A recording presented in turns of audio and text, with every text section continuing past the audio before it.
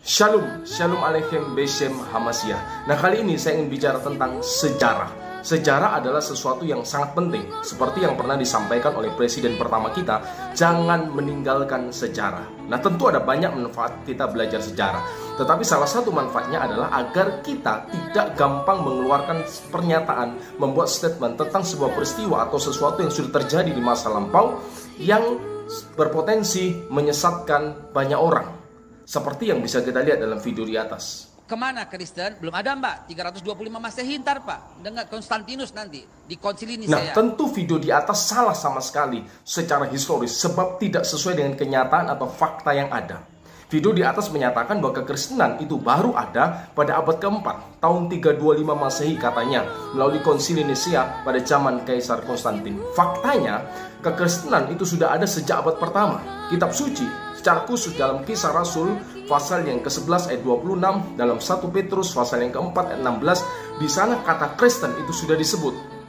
Kata Kristen itu berasal dari bahasa Yunani Christianos, artinya adalah pengikut Kristus, murid-murid Kristus. Dan ini sudah disebut dalam kitab suci, di mana Kisah Rasul surat Petrus yang pertama itu sudah ditulis sekitar tahun 60-an. Tentu jaraknya sangat jauh dari tahun 325 Masehi.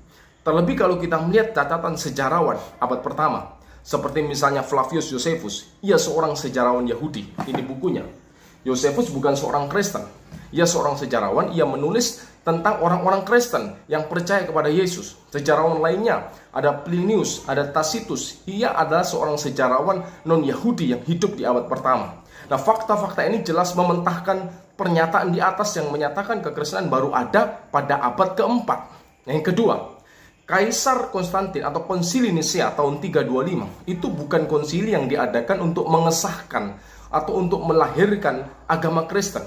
Tetapi konsili itu diadakan oleh gereja untuk menegaskan ajaran iman Kristen waktu itu yang melawan ajaran sesat yang diajarkan oleh Arius.